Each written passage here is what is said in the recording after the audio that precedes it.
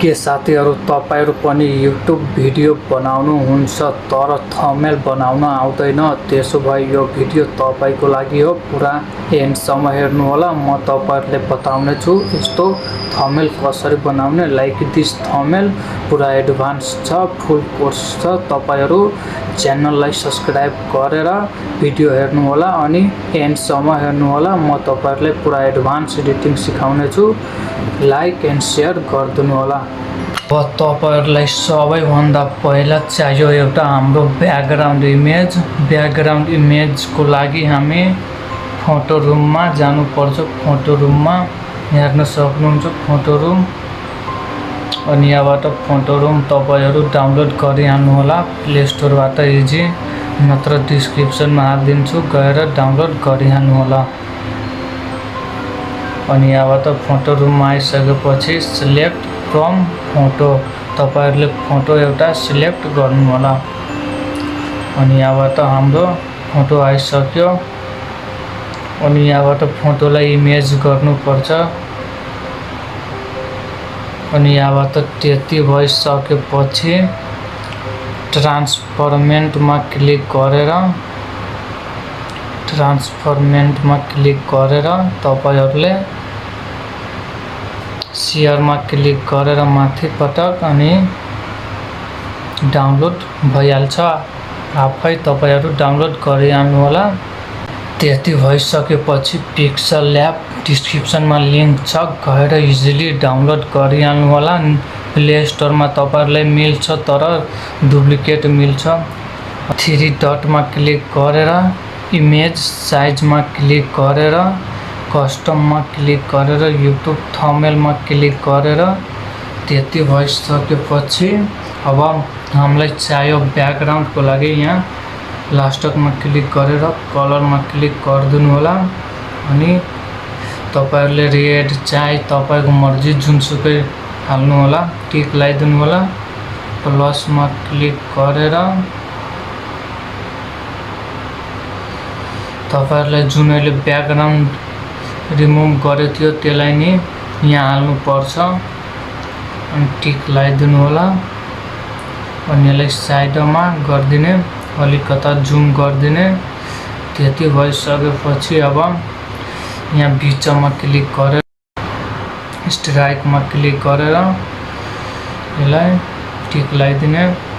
अनि स्याडोलाई इनेबल गरिदिने, रेडमा क्लिक गरेर 100 गरिदिने। त्यति भइसकेपछि इनर स्याडोलाई पनि रेडमा क्लिक गरेर 100 गरिदिने।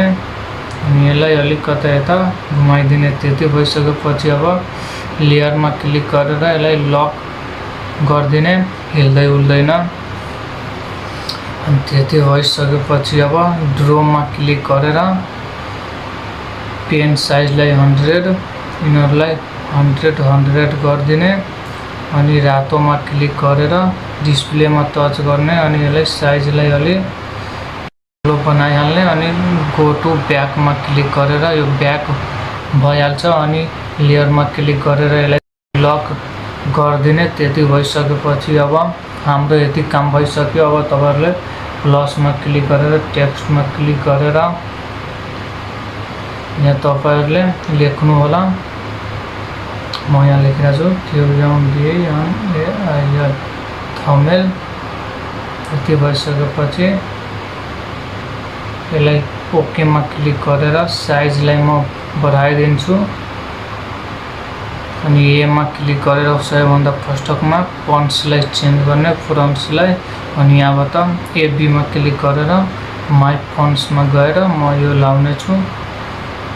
त्यति भइसकेपछि अब कलर चेन्ज गर्ने। अनि कलर चेन्ज गर्ने यहाँ हेर्न सक्नुहुन्छ। कलरमा क्लिक गरेर येल्लोमा क्लिक गरिदिनु होला। तपाईहरुलाई जुन राम्रो लाग्छ जुन लगाइहाल्नु होला। मलाई अहिले येल्लो राम्रो लाग्छ। यो धेरै ठुलो भइसक्यो, यसलाई अब म सानो गर्छु अलि।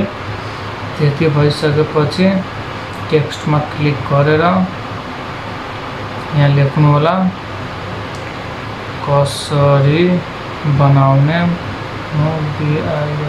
मोबाइलमा।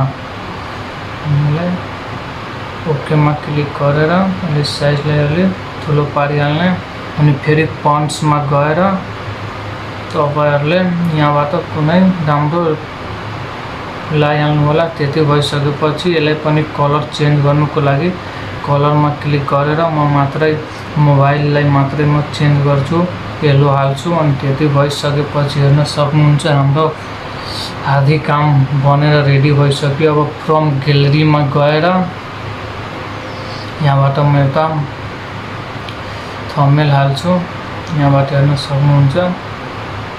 त्यति भइसकेपछि हाम्रो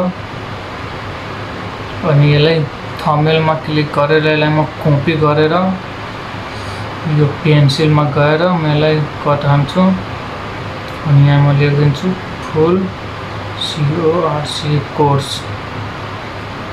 त्यति लेखिदिएको यहाँ हेर्न सक्नुहुन्छ हाम्रो बनेर रेडी भइसक्यो यति। अब यो हाम्रो त भइसक्यो। अब म यसलाई सेभ गर्छु।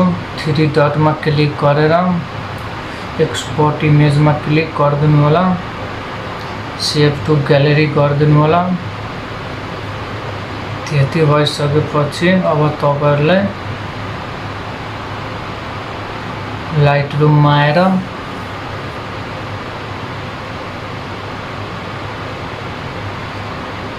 तालेसम्म च्यानल सब्स्क्राइब गरिदिनु होला, लाइक एन्ड शेयर गरिदिनु होला।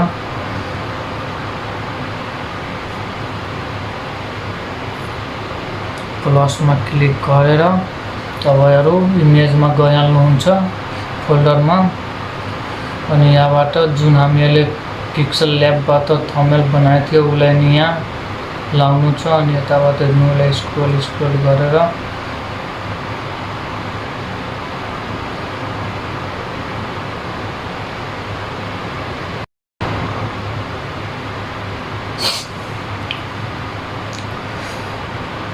यहाँबाट हाम्रो आइसक्यो, यहाँ हेर्न सक्नुहुन्छ।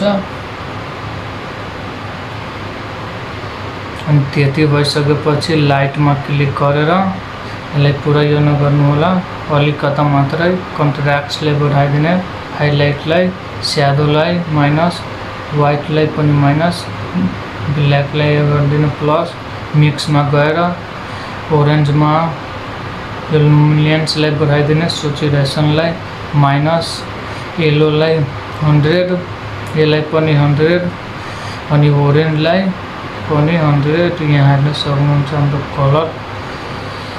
त्यति भइसकेपछि इफेक्टमा आएर टेक्सचरलाई बढाइदिने, डिटेलमा गएर शार्पनिङलाई, नोइजलाई, कलर नोइज डिटेक्सनलाई बढाइदिनु होला।